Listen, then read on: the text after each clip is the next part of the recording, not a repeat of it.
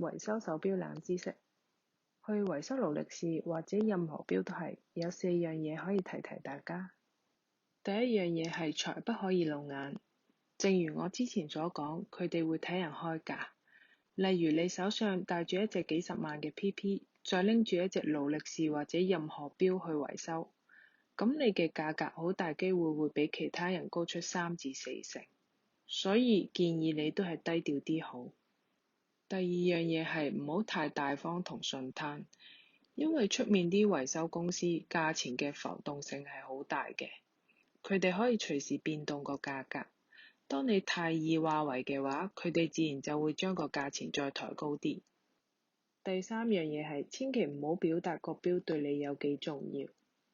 如果你同佢哋講個錶對你好重要，係屋企人留低嘅，或者好有紀念價值等等，佢哋第一時間嘅諗法係個錶對你嚟講咁重要，咁你一定捨得俾錢去整。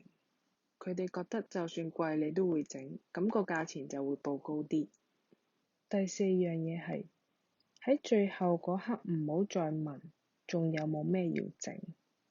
其實檢查嗰陣呢，有咩要整，佢哋一定會盡力幫你諗晒，因為每整一樣嘢都係賺錢嘅機會。你問呢一句就等同於同佢哋講我仲有大把錢喎，跟住可能就無中生有加啲嘢俾你咯。最後話你知有2件事你係可以嘗試做嘅。第一，你可以嘗試講價。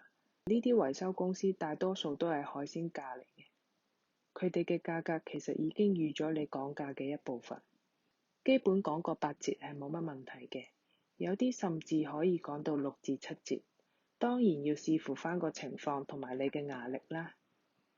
第二，佢哋報價嗰陣你要擺出一個覺得貴嘅感覺，因為佢哋 feel 到你覺得貴嘅話就會就住嚟報價。今日就講到呢度先，拜拜。